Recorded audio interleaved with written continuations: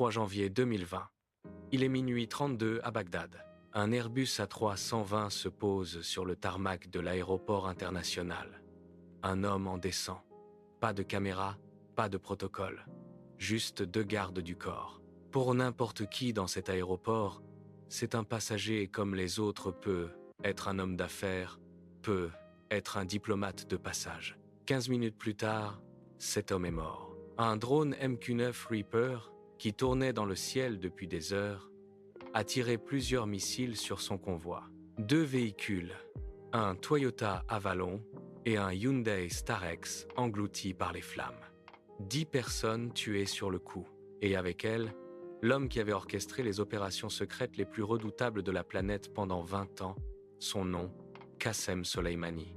Liban, Syrie, Irak, Yémen. Il était partout, mais officiellement, nulle part.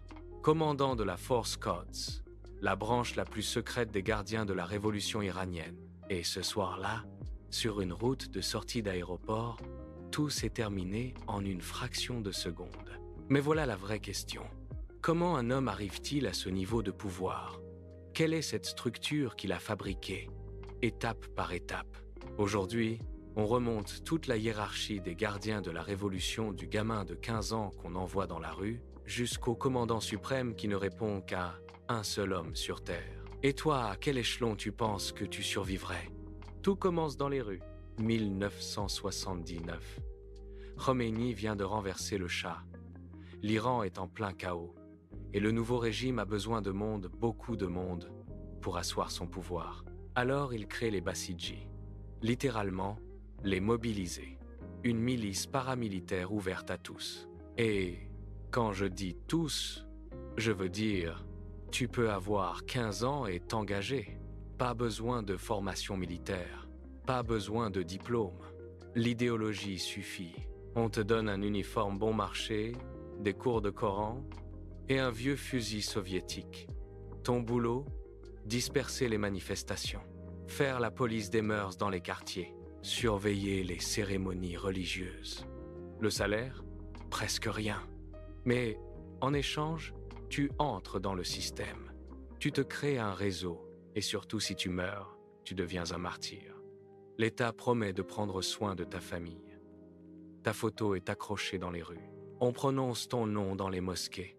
C'est pour ça que des milliers de gamins issus de familles pauvres choisissent cette voie.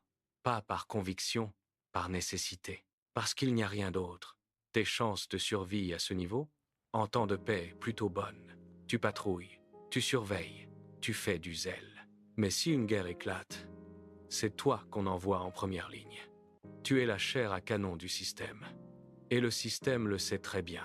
Si cette structure t'intrigue déjà, attends de voir la suite, parce qu'à chaque niveau le pouvoir monte, mais le danger aussi. Et si tu veux comprendre comment fonctionne réellement l'Iran, reste avec moi. Tu as survécu au Bassidji, ou alors tu as rejoint directement. Quoi qu'il en soit, tu fais maintenant partie des soldats officiels, des gardiens de la révolution islamique, les Pasdaran. Et là, il faut comprendre une chose fondamentale. Les gardiens de la révolution, ce n'est pas l'armée iranienne. L'armée régulière, l'Artesh, elle protège le pays contre les menaces extérieures, les frontières, les invasions, les guerres classiques. Toi, en tant que gardien, tu protèges le régime. De l'intérieur et de l'extérieur. Ta loyauté n'est pas envers l'Iran en tant que nation, elle est envers le système islamique, envers le guide suprême en personne.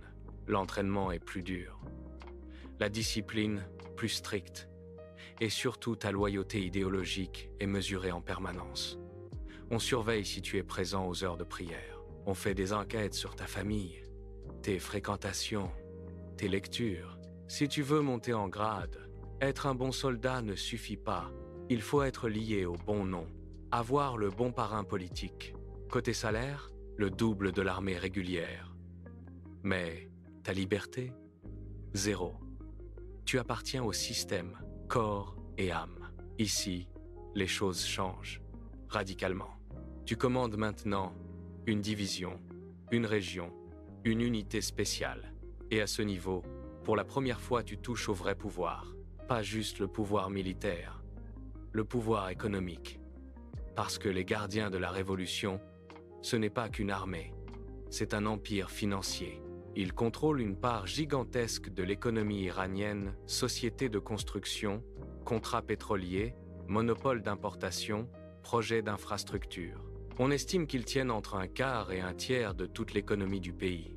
À ton niveau, tu commences à entrer dans ce réseau. Tu reçois des enveloppes, tu signes des contrats. Tu deviens un rouage du business autant que de l'armée.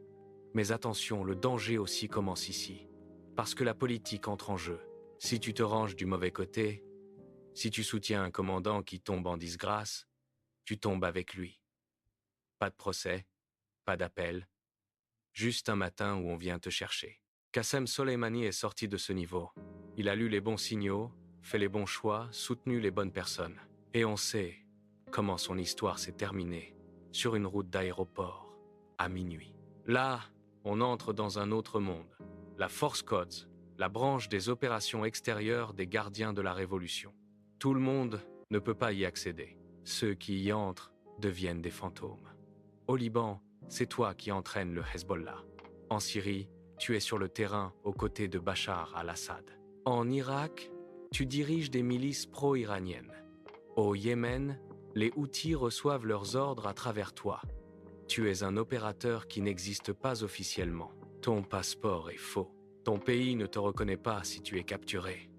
Mais ton pouvoir, extraordinaire. Des ressources illimitées. Une discrétion absolue. Tu déplaces des armes à travers les frontières. Tu finances des groupes armés. Tu changes l'équilibre géopolitique de toute une région depuis l'ombre. Le problème, le Mossad te suit. La CIA te surveille. Le MI6 connaît tes habitudes. Et un jour, sans prévenir, un missile te trouve comme Soleimani, comme tant d'autres dont tu n'entendras jamais le nom. Si ce genre de contenu te parle, si tu veux comprendre les vrais mécanismes du pouvoir dans le monde, abonne-toi, parce que cette chaîne, c'est exactement pour ça qu'elle existe. Tu es maintenant à l'intérieur de l'État, plus seulement dans l'armée, dans la politique, l'économie, les médias. Tu es devenu une institution à toi seul. Les commandants à ce niveau, ils ont un siège au Parlement iranien. Ils obtiennent les plus gros appels d'offres de construction du pays.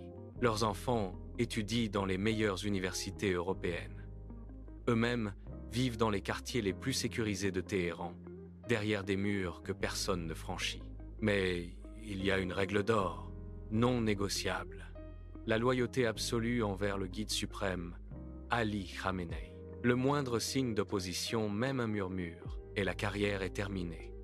Plusieurs généraux ont été arrêtés du jour au lendemain. Plusieurs sont morts dans des accidents que personne ne questionne. Pour survivre à ce niveau, tu apprends une compétence que personne n'enseigne dans les académies militaires. Être aveugle et sourd. Voir sans voir. Savoir sans savoir. C'est le prix du pouvoir en Iran. Le sommet de la pyramide. Le commandant en chef des gardiens de la Révolution est rattaché directement au guide suprême. Pas au président, pas au Parlement, pas au ministre de la Défense, uniquement à Ali Khamenei. Cet homme dirige 125 000 soldats. Il supervise le programme de missiles balistiques iranien. Il coordonne les forces mandataires à travers tout le Moyen-Orient. Et il contrôle environ 30% de l'économie iranienne. C'est probablement l'un des hommes les plus puissants de la planète, et la plupart des gens ne connaissent même pas son nom. Mais n'oublie jamais, le guide le remplace quand il veut, sans préavis, sans explication. Et la caractéristique commune de chaque commandant qui s'est assis dans ce fauteuil, aucun d'entre eux n'a jamais remis en question le système. Pas une seule fois. C'est la condition pour rester en vie. En bas, un gamin de 15 ans avec un vieux fusil et un rêve de martyr. En haut, un commandant qui protège le régime avec des missiles et des milliards. Entre les deux, des dizaines d'années, des dizaines de morts et des dizaines de calculs politiques où un seul faux pas suffit à tout perdre. Les gardiens de la Révolution ne sont pas une armée. C'est un État dans l'État. Un système qui fabrique des soldats, des espions, des hommes d'affaires et des hommes politiques, parfois la même personne. Et en ce moment, cette structure traverse la période la plus critique de son histoire. Dans la prochaine vidéo, On plonge dans l'économie obscure de ce système, l'argent, les contrats, les empires cachés. Tu ne veux pas rater ça. Abonne-toi et on se retrouve très vite.